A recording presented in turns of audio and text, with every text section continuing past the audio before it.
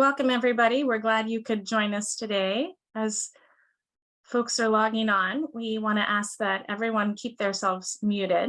And as you're coming on, write in the chat where you're joining from today. If you're representing an institution or an organization, you can write which organization you're representing. If you're attending as an individual, we're also glad you're here. Just write where you're coming from, and so that we know where everybody is and what perspective they're representing. Also, I just wanted to let you all know, as you have questions today, as the different speakers are speaking and our panelists respond, we're going to use the Q&A function to take questions. So as soon as you guys all tell us where you're from, we're going to close the chat and use the Q&A function to ask your questions. And I'll be taking questions from that to ask our panelists towards the end of the webinar.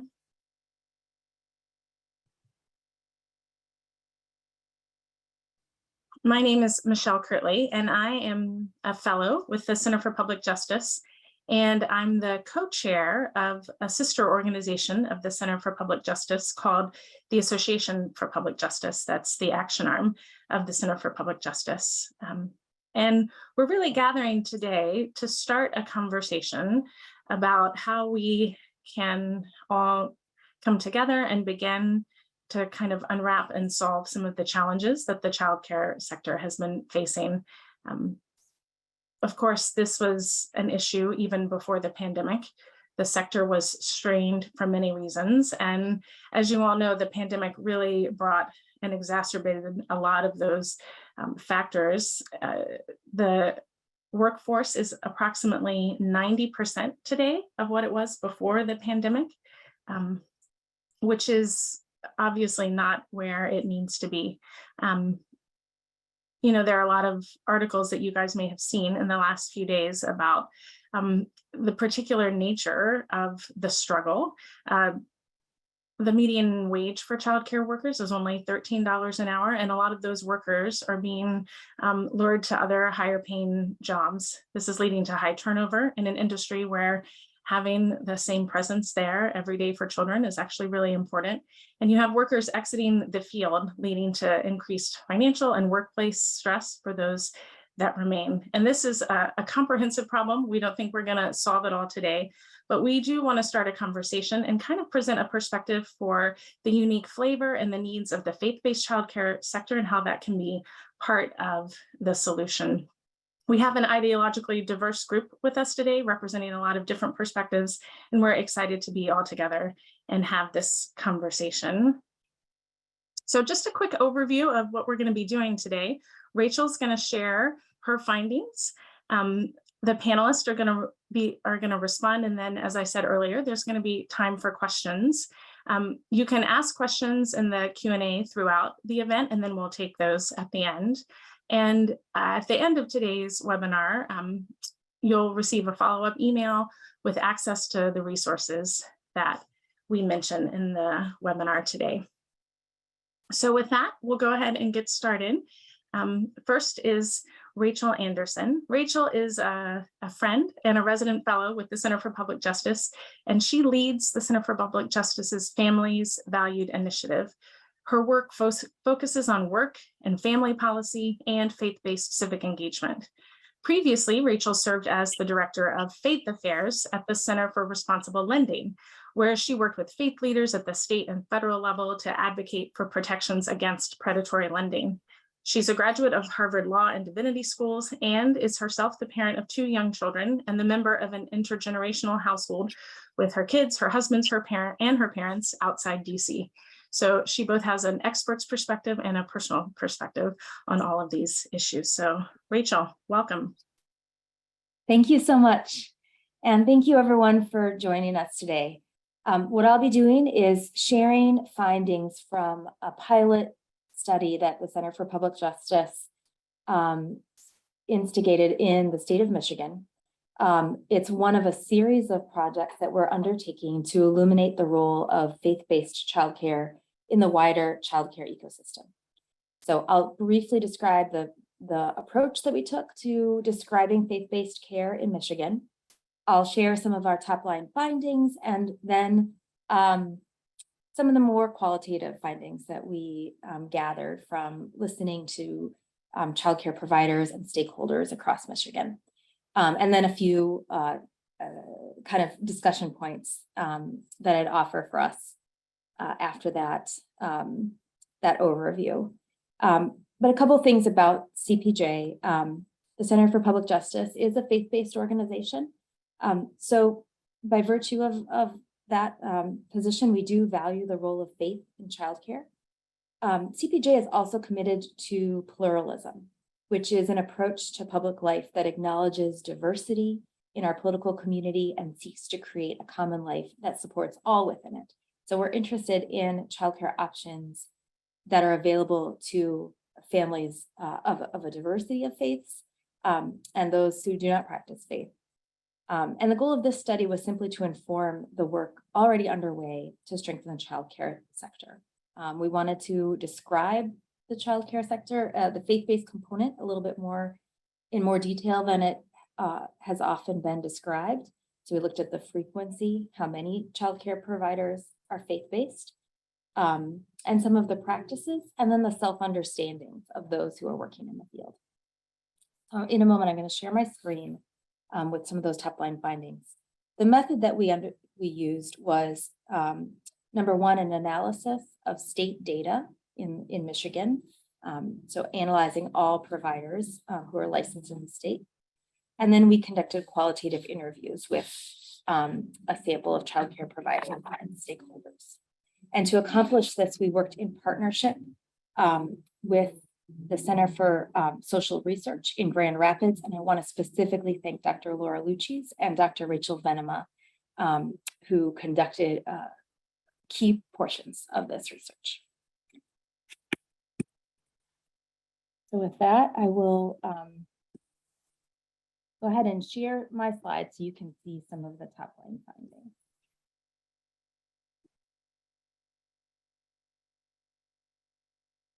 So first of all, we wanted to respond to the question, how many childcare providers in Michigan are faith-based? We utilized kind of a baseline understanding of what it means to be faith-based. That includes faith affiliation, faith practices in the childcare setting, and faith motivation and or identity. And so faith-based could mean one or all three of those things. And we were able to use indicators in the data that Michigan keeps to identify at least 15% of the state's providers as faith-based. So that means 1 in 7 providers in Michigan are faith-based, looking at a couple of kind of key indicators.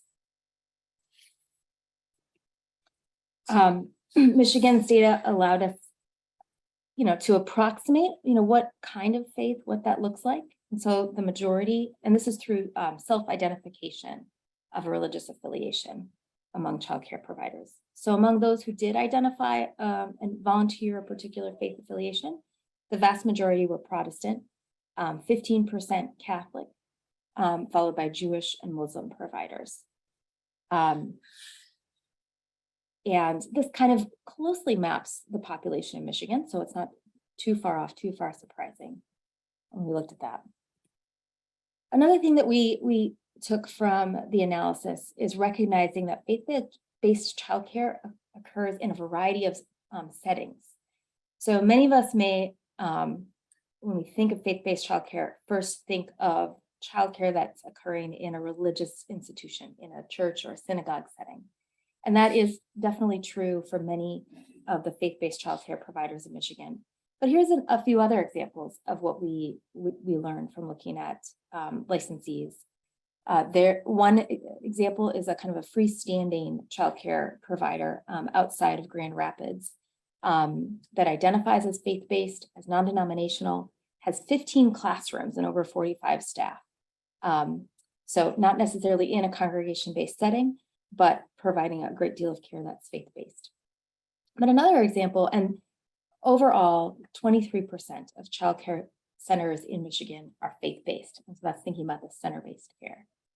But what we also saw were a significant number of providers who are family and group-based childcare providers. They're providing childcare in their home. So for example, Becky Riley runs a home care program that serves 6 children, and she calls it Sunshine Kids.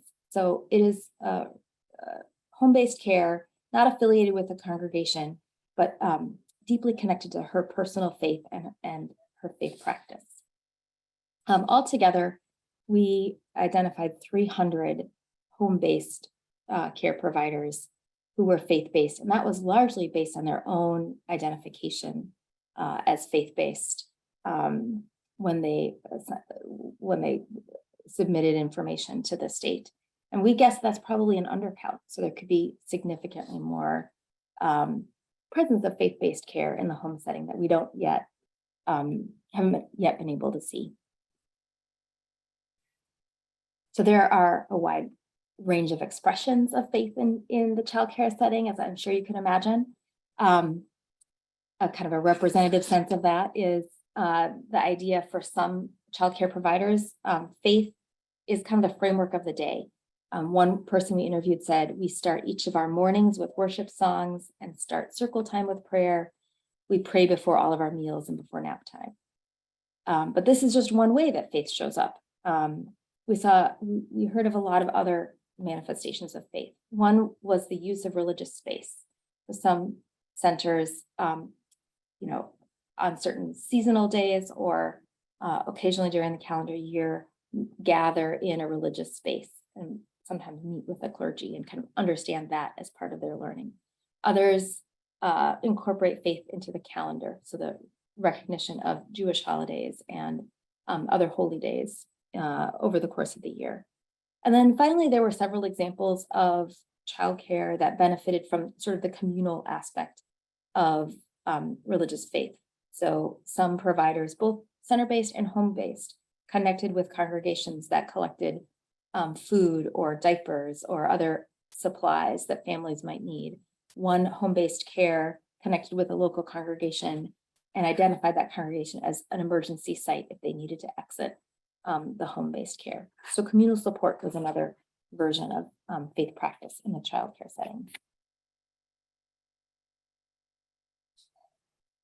When we spoke with providers, one of the strongest themes that ran throughout these conversations was the understanding from the perspective of faith-based providers that faith-based care or faith is an enhancement to care quality.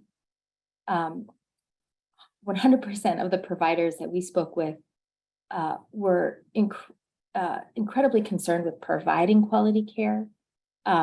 They were proud of the childcare that they provided, and they saw faith as an enhancement to that. And that could occur in their sense of paying attention to the whole child, having a holistic perspective on child development. In some cases, it was related to the motivation in providing childcare, understanding their work as a religious calling, or simply motivated by faith, or motivated by the sense of the value of each child. As I mentioned before, many childcare providers saw it as an asset that they could connect their families with communal support in one way or the other, a sense of belonging in a faith community, whether or not families were participating members in an affiliated faith community. And for some, faith is sort of a ground within which other lessons are taught. So for example, the Jewish Community Center of Ann Arbor's early education program described to us that they incorporate the religious concept of tikkun olam, or repair of the world, into its teaching. So for example, they care for a garden on the property, and the learning for children to care for that garden is wrapped up in the concept of tikkun olam, as is the practice of sharing the food that they grow with local food pantries and others in the community. Additionally, we heard from providers that faith can be a component of culturally competent childcare that engages hard-to-reach families. This can include childcare in both a home or a center-based setting that incorporates language and dietary practices that are consistent with families that they serve. It can simply mean a level of cultural competence that enables parents to feel comfortable bringing their children to a childcare setting day after day.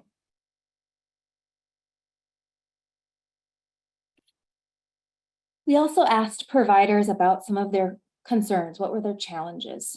And the most common concern for faith-based providers was one voiced throughout the childcare sector, and that was the challenge of retaining staff, of dealing with low pay, demanding work, and what some felt was a low level of respect for the work of childcare.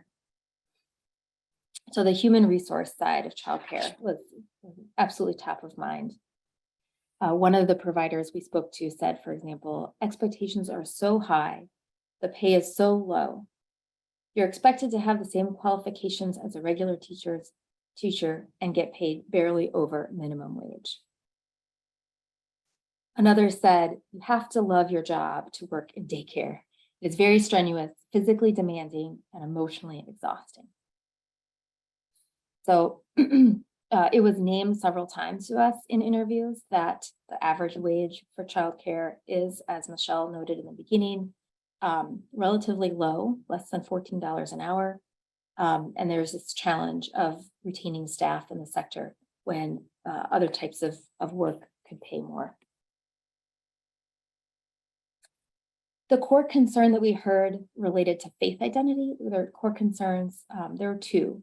One is, in certain settings, a question about the kinds of curriculum that childcare providers may use. And at least in the state of Michigan, the qualification of faith-based childcare or faith-based curriculum for the highest quality rating. Some providers felt they wouldn't be able to achieve the highest quality rating if they used a curriculum that was part of their faith tradition. Secondly, for several, there was uncertainty about what the appropriate faith expression should be in the childcare setting, how to communicate maybe the provider's faith commitments to families, and how to kind of navigate what was expected in many settings as sometimes differences between childcare providers' faiths and the traditions of those that they serve. So with that, I would just like to leave, we'll have this wonderful panel giving their own responses to these findings, and I think adding a lot more detail. But I'd just love to leave us all with a few ideas for thinking about faith in the childcare sector going forward. The first is to note that interventions from public policy to private philanthropy that could improve compensation and job quality in the sector would address some of the key challenges that were identified by faith-based childcare providers. So compensation, job quality, I think, are critical. Number two, I think our findings suggest that there's more to be examined around the question of how faith practice is and could be linked to care quality. From the perspective of providers, faith practice is an enhancement and a contribution to care quality. And then three, both providers and parents could benefit from a shared set of expectations and best practices related to religious pluralism. So we might be able to get to this more in the conversation, but families come to childcare with their own kind of host of beliefs and practices, and childcare providers themselves have their beliefs and practices, and there, I think, could be an alleviation of some of the worry around that if there are kind of good best practices relating to communicating and navigating religious pluralism. So those are our core findings. I'm going to stop sharing my screen and turn it back over to Michelle and our panel. Thank you so much. Thank you, Rachel. That was really interesting. And we have a great panel set to respond to this today. And I'm really struck by the degree to which these folks have really given so much of themselves in their careers to this issue. So we're delighted to have you all. Our first panelist is Mina Hong. She's the director of the START Early Consulting Team.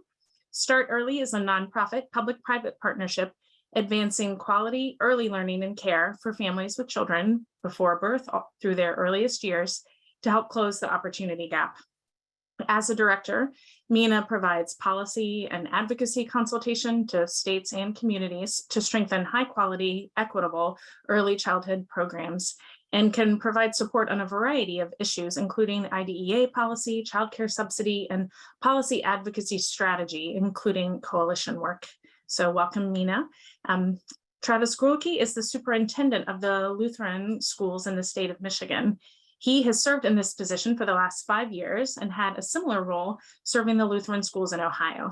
He's a graduate of Concordia University, Ann Arbor, with a degree in elementary education. He received his master's degree in administration from Concordia University, Wisconsin, and Travis served as a middle school teacher and a principal before taking on his role as superintendent. And then our third panelist is Dr. Nkechi Ikere-Eze.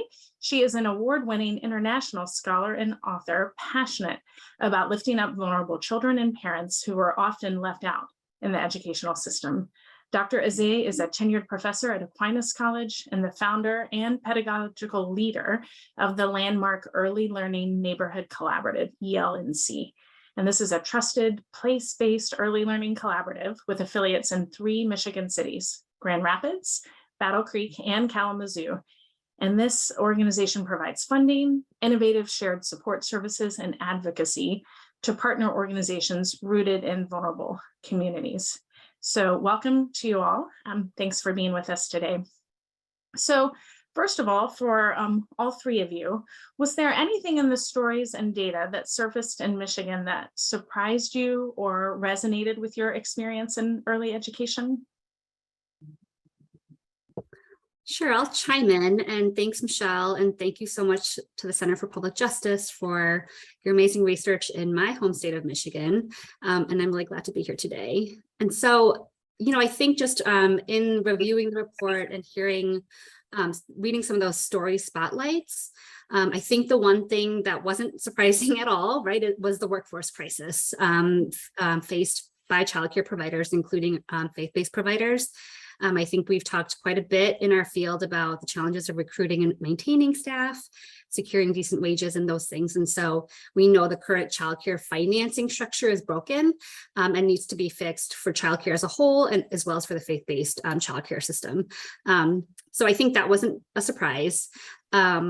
The one piece that did come up too that I wanted to elaborate a little bit on was a cultural competency piece as well, right? We already know that childcare teachers are often a trusted person for many families who are navigating raising a young child, especially for new parents, right? Like I have 3 children, and I know when I was a new parent for my now 9-year-old, I would be asking my childcare teacher constantly about tips and tricks around feeding or napping or potty training or navigating big feelings and things like that, because the childcare teachers do this every day and they're the experts on this stuff, right?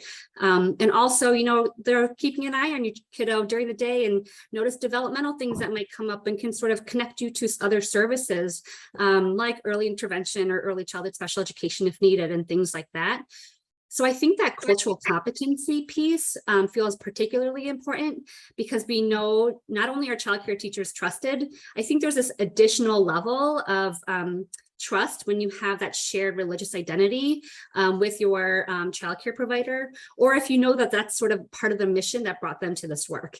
And so I think, there's this component of not just like, let me ask you about tips and tricks on my parenting needs, but also when I think about, families who have particular challenges, sometimes those childcare teachers might be a trusted person to help navigate to other public programs or services that might be available to them, right? We know childcare teachers, I'm not saying that childcare teachers also need to be social workers by any means, like we already ask far too much of childcare teachers for incredibly low wages. But we know that childcare teachers, many of them are already doing this anyways.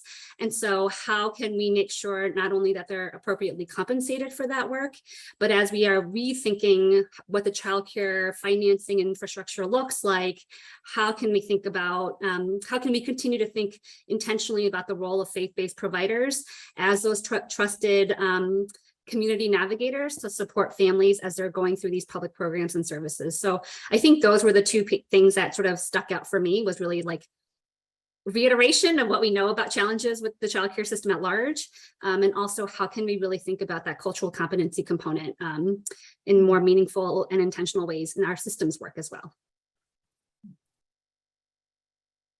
I'll say amen to everything Mina just said. Obviously, that was great stuff. Again, thank you guys for letting me be a part of this as well. I think a great thing that stood out in the document, which I'm glad you even highlighted, Rachel, was the respect end of things. We're trying to do the best we can to lift up, and I'll say ladies, because the vast majority of the workers seem to be women in our field, and trying to find a way for them to recognize this is a call. We believe the good Lord's put you in this spot to serve these families and students and little ones, and you're there for a reason, and trying to elevate them in that way. Obviously the pay and all those things, we know we're there. We're trying to work on those things, but I think we've done a better job, especially since COVID, lifting up the teachers in our midst, right? Those K-12 teachers and professors. But I think the early childhood workers still don't have that level of respect and of what they do each and every day, serving our families and those students that are in their classrooms and in their centers and in different capacities. The other quick part was in the beginning of the study, it talked about how fragile the economics are in our centers. Wow, man, COVID brought that out huge in our places. Across our state, we were down about 26% in the fall of 2020 compared to the fall of 19 in terms of enrollment and students and families that are in our centers. And that rocked a lot of our places. And thanks for, obviously some of the stimulus things that were there that kept things at least financially even. And we're getting those numbers back. But man, recognizing how fragile our economics of our centers are is vitally important for our centers as well. Mina covered and Travis really captured what I was thinking about. The childcare field right now is a mess, and COVID just kind of opened it all up for us to see what's going on. So this research to me is very timely, and it's really picking on area that we haven't taken advantage of. I don't even know how we think we can be caring for children culturally, holistically and culturally without thinking about their sexual, spiritual awareness and all those kind of things. So that is one thing too that resonated with me, but also the whole, maybe it will help us in retaining workers by thinking about, I'm a part of something that is bigger than me. In working in childcare centers, you're not connected. It's daycare center, your children are drop off, you do your best. We do a great job taking care of the children in daycare center, but workers feel living like they're not connected. I'm just here to do the job of daycare. But if we connect it with the faith base, it's something bigger than you. It can be connected with the example that Travis, or I believe Rachel was giving with the Jewish community about garden and all those kind of things. It's bigger than who I am. And we can see the connection. I honestly feel that the respect will come. The industry will give it more respect and all that because it's connected to everything that we belong to and something that we want to see ourselves in. You see yourself represented. You going to a place, taking your children to a place that they spend 6 hours, 9 hours, 8 hours, what have you, but you don't see your full self in it. And sometimes the non-faith-based school kind of almost compete with the faith-based school in terms of the philosophy and how it matches with the family and who they are and what they want to impact on their kids. Thank you all. That was really helpful. For Travis and Nkechi, and maybe Travis, you can take this first, and then Nkechi, what in your experience distinguishes faith-based childcare? And for those families who do prefer it, what do you think draws them to that option? For most, obviously, it's being centered around Christ. So we have that obviously in common. It allows them to be connected to many through their congregation and their early childhood center. Vast majority of our centers are connected to a local congregation. So they're in the community. They're recognized in the community. It's kind of the right arm of their ministry. And being a part of that just creates a culture where, yeah, we're here, we're taking care of your little one, maybe during the day, but you're also part of what we do. So the events in our congregation, the stuff we're doing on the weekends, everything. You're part of a larger family and a larger group. And I think families are wanting more of that. They're wanting their kids a part of that. And in our early childhood centers as well, we're based on Christ. It's obviously the foundation of what we do. And part of that is a reassurance of they're going to hear a message that hopefully is a similar message they're hearing at home about who their Lord and Savior is. And that's the thing that kind of connects and brings them together. And Nkechi, what about you? What do you think distinguishes faith-based childcare, and what draws families who do prefer that option to faith-based centers? She can't hear me. Maybe we can drop the question in the chat for her.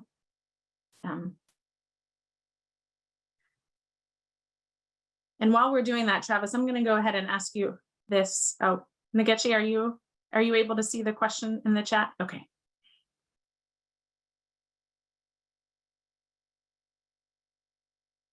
If you can take yourself off mute in the Zoom.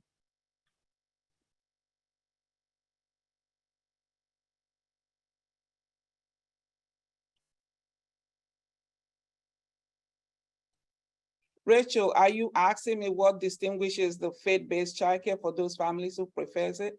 Exactly. Yes. Faith-based childcare, again, to me is very holistic. In a typical childcare world, we try to focus on social emotional learning is the big thing now, right? We also try to focus on their physical and cognitive, or how many letters can you recite, and the numbers and all those kind of things. Faith-based childcare does that and then some. It draws in again into that the spiritual component that I was talking earlier on, which is missing in the regular childcare, that awareness of higher being. And I'm not, when I talk about the spiritual awareness here, I'm talking about the spiritual self, activities that nurtures our soul, our spirit, and allows us to see ourselves that we're connected to higher being. It has nothing to do about being a Catholic or being a Presbyterian or Jewish and all those kind of things. It's just that you are a part of something else bigger. And I think it helps centers children. It helps teach children self-discipline. Earlier on, in my children are all grown right now, but I remember them going to a Catholic early childhood program and all that. And I remember one of the Reverend sisters saying, why don't you just sit here and think about things. Let your body calm down and really meditate on why are you having some problem.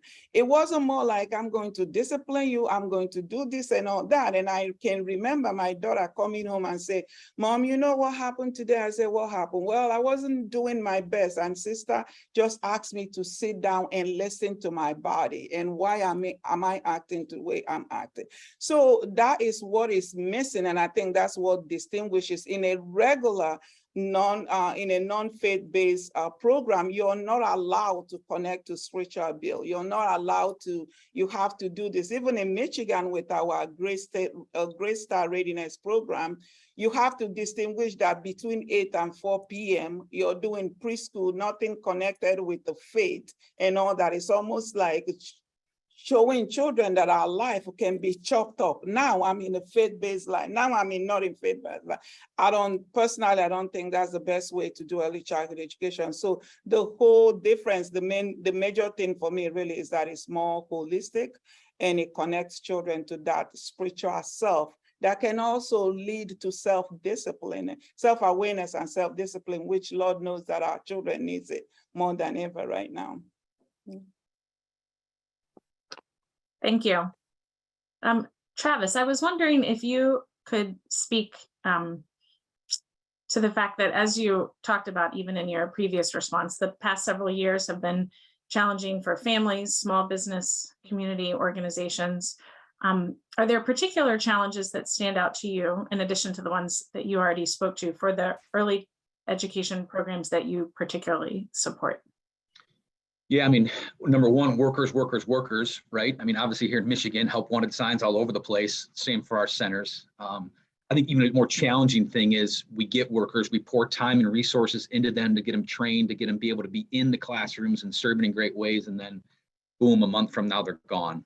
So director burnout right now is huge for ours. You know, we've got about 140 directors throughout the state, and just talking with them, oh, it's just a challenge of keeping workers, keeping staff.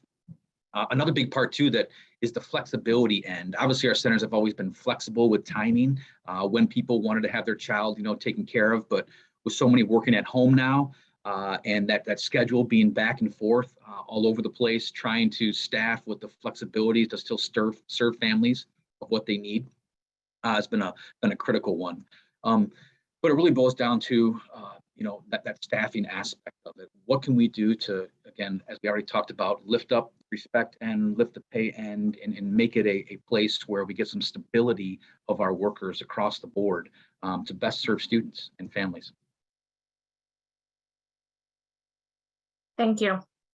This is the last of the question for our panelists, but if each of you could respond, that would be great. In the wake of the pandemic, the childcare sector has needed to organize in order to support providers, get emergency funds, as Travis alluded to keep programs open, and sometimes to even advocate for that support and those funds. Going forward, can you envision faith-based and non-faith-based providers working together to strengthen the sector? And if so, what practices or ideas would you have to make that a possibility? So I'm happy to get started on this one. So, you know, one of the things that I'm so lucky to do on a regular basis is support advocacy coalitions. And I actually come from the advocacy world. And so for me, I mean, I think the undergirding thing that I've heard throughout this webinar, the report, the stories is about, to Travis's point, like the financing and the workforce struggles for childcare programs, including faith-based providers. And I think the faith-based community is and can continue to be a critical advocacy partner here in Michigan, but also across the country as we think about our shared advocacy efforts around, you know, bolstering resources and thinking about different ways of financing early childhood education. You know, I think, you know, when you think about elected officials, you know, legislators, members of Congress, I mean, most people have some sort of faith affiliation. And so then also by nature have, you know, a trusted faith-based leader or a community partner. And so how can we really be leveraging those voices and that power that they hold to sort of advocate for increased investment in early care and education? You know, I think last year, you know, unfortunately, we saw Build Back Better sort of not make it over the finish line. And then we tried to get childcare investments again in the Inflation Reduction Act, which again was sort of left out at the last hour. And so I think, you know, this will come up again nationally at the federal level in terms of additional like significant resources to support childcare, because people are talking about it. Families are feeling it in their own pocketbooks. Childcare programs are unable to hire, to Travis's point, or having challenges around finding and retaining workers. And so I think if we can sort of collectively really mobilize together and uplift those faith-based leaders and faith-based providers in the advocacy work as well, to really think about not only more money, but then also how to distribute that funding in ways that really reflect the true cost of childcare, not just what the market can bear, I think is really an opportunity for us and one that we should continue to sort of work on together.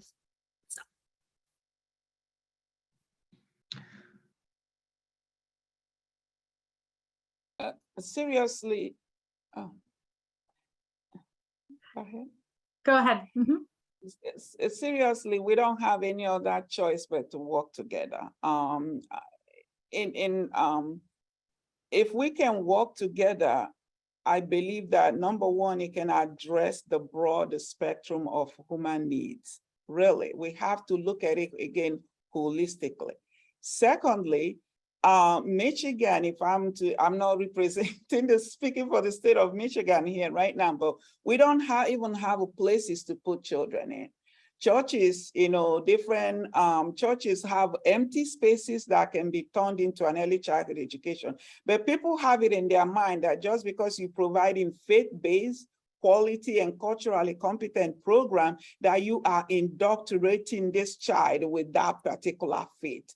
And I think we have to educate faith-based leader, non-faith-based leader. We have to educate faith-based providers to think about how can we work together to lift the children up, all children up, providing an environment that nurtures them holistically, cognitively, social, emotional, and spiritually, and all those kind of things. So that's the only choice we have right now in terms of getting staff to stay because they're connected to something bigger. In terms of even the practical, like spaces in Michigan now, I think we're poised to have more than 200 brand new early childhood program running in the next year because we don't have enough space. Where are you going to put them? You know, it's going to be in these areas, but how do you get the churches involved or the faith communities to be involved? How do you also get families that are hard to reach to see themselves? A lot of parents don't send their kids anywhere, they stay because it's almost like I'm going to guard them. I don't see myself in the program. What is important to me is not important to your program. So this is a good time for us to really take this research and amplify the data that you have uncovered and get it out there, but also start pounding the pavement to educate. It's not going to happen on its own. We have to continue. Mina, you said it right. We have to continue with advocacy, letting people know what is going on, but we also have to educate them and then be able to rally everybody together to support this. I think that is the best thing that we can do right now because we don't have any other choice but to find a way to do it. If you notice now, the health care industry have joined with faith-based communities for preventive measures to find a different way to integrate certain strategies to calm patients down, to get them going. Before you couldn't even do all that, you know, the healthcare people that are faith-based, you know, stayed on their own and the general ones stayed on their own. And they are connecting, they are leveraging their resources, they are making sure that they are reaching those communities that are very hard to reach. Because at the end of the day, what is more important here than just making sure that we're letting children be their holistic self and also exposing them to that opportunity. And I'll quickly just share one more tangible way. I think we need to do a better job of getting the voices of all of the individuals who are leading our centers and home care centers and all those different ones. We don't listen to them enough to hear what they're really struggling with and dealing with. I think that could go a long way in terms of some of the licensing. Maybe some of those things can be changed to free up a little bit more ways that we can serve families and children. But hearing their collective voice as part of some feedback and a way to do that from a state level, what I think would be very important as a collective group. Thank you. Rachel, is there anything you wanted to add as we close out the panelist time before we move to the questions? And I'll just mention briefly, if you want to ask a question, go to the Q&A feature in the Zoom and type in your question. Well, I really want to thank the panel. Your expertise has been a big part of informing this research, and you've served the field for many years, so that's so important. One of the things that I think we've heard is this kind of, there are diverse ways that faith plays a role in childcare, and we've kind of heard some of those different aspects today. So on the one hand, that can make it a tricky subject to talk about, right? Because we each come to it from whatever avenue kind of feels most direct and most comfortable for us. And then we wonder, well, how can we really define this field if there's so many things going on? But at the same time, that's sort of the reality of the world that we have together and the world that we're bringing our children into. So I kind of want to lift that up and say there are a wide range of ways that faith can complement care and play a role in care, and kind of acknowledging that and figuring out how to live with and do that diversity well could, I think, really benefit the field. So thank you, and thanks to all of you for your perspectives. We have a few questions that I'll throw out. One is for Rachel. In the work that you did, is it possible that faith-based providers were undercounted, given that many do operate more informally, including in home settings? Yes, I think the numbers that we provided are probably at least 1 in 7 providers is faith-based, and particularly the home-based providers were harder to count. One of the ways that we tried to identify faith-based, just one of the ways, was through features of a provider's name, right? So if the provider says Jewish Community Center of Ann Arbor, that's a clue. We can also look and see if they've identified themselves as faith-based. That's harder for those who are licensed under just the name of the provider, as is often the case for home and family-based. So we think that there are probably many more, and not all states do what Michigan does, which is offer providers the chance to self-identify and name their religious affiliation. So we think, as we kind of as we're looking at different states, it's a hard question. It's hard to really identify the scope of faith-based care. And this is a question for whoever of you wants to jump in. Jill says there are currently grant-funded programs that make it possible for high-risk students to have access to free, non-religious after-school academic and enrichment programming. Are faith-based childcare centers also able to provide programming for families who can't afford it? Another way to ask the question, I think, would be, is faith-based childcare available to those who don't have the money to pay for it themselves?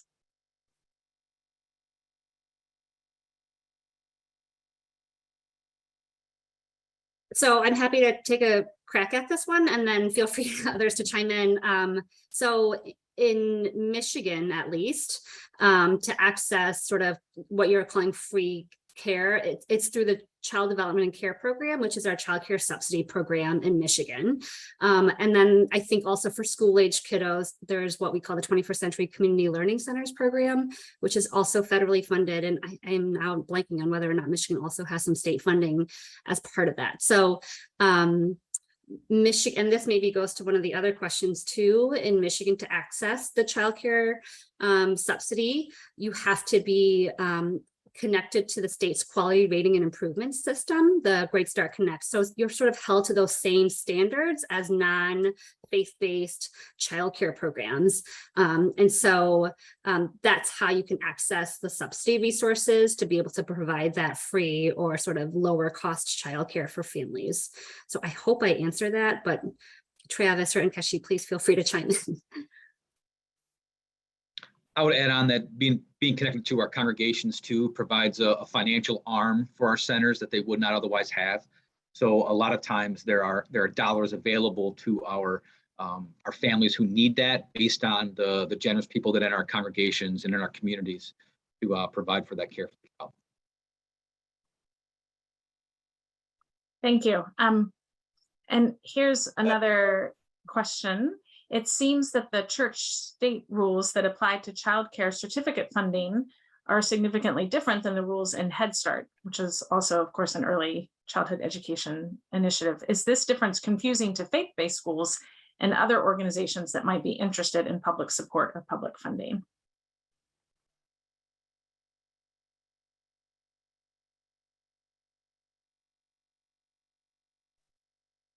Travis, I don't know if you have any perspective on this from what your system does, but I'm trying to figure out the church state rules that apply to childcare certificate funding.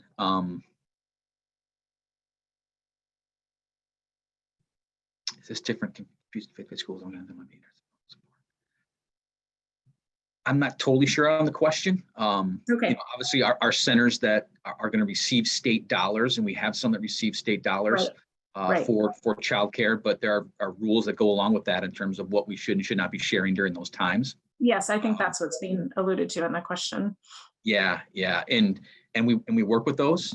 We provide some of that, as Doctor said earlier, before and after care. Can be provided with some of that faith-based portion of it, but you are compartmentalizing then some of the care in terms of what you can and cannot share.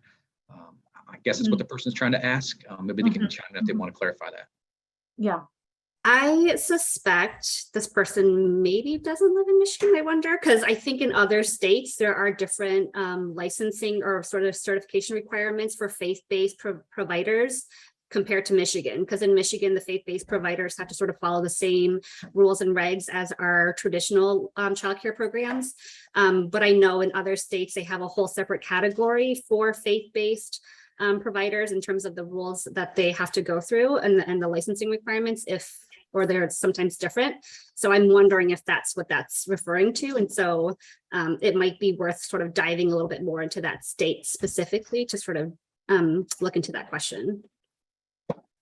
Yeah, I think it goes into another question that was in the chat too about, what are some of the trainings and things? So yeah, all of our faith-based centers are on the same playing field as non-faith-based centers. We have all the same rules and regulations, all the same qualifications that we have to make sure that we're doing just as well as the other ones. Mhm. Yeah, that's helpful. And here's another question from a different perspective. So we have institutions that are themselves faith-based offering childcare. And then we have people who are of faith themselves working in the public sector providing care.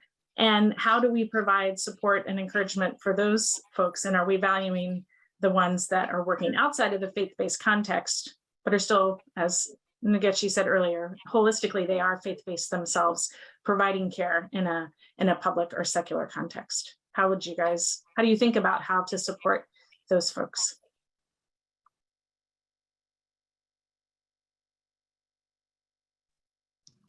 I would say it's the same thing that we were sharing earlier. The good Lord's got you in that spot, no matter if you're working in a faith-based center or a non-faith-based center. Just like our teachers, our Christian teachers that are doing amazing things in public schools, still having a vital impact on this next generation. So I hope we're doing the exact same, not raising one higher than the other, but looking at them all across the board as doing the good Lord's work as Christian individuals in our communities and in our schools. That's helpful. Thank you. Rachel, did you have anything that you wanted to add to any of these?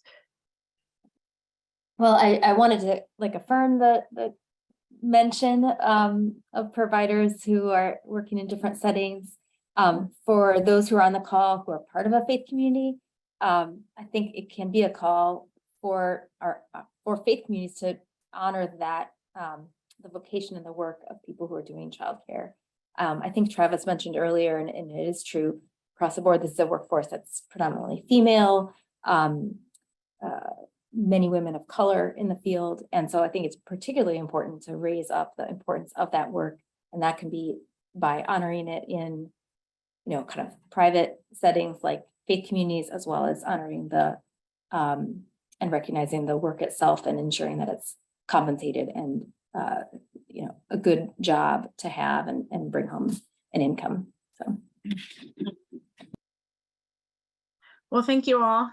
This has been really enlightening, and hopefully, as many of you alluded to already, just the beginning of a conversation about how we can all work together to improve the childcare sector and how it supports and benefits families and the childcare workers themselves. I'm thinking just for my own children, this has been a strained time for teachers and childcare providers of all ages. And I really appreciated what Travis had to say about respect.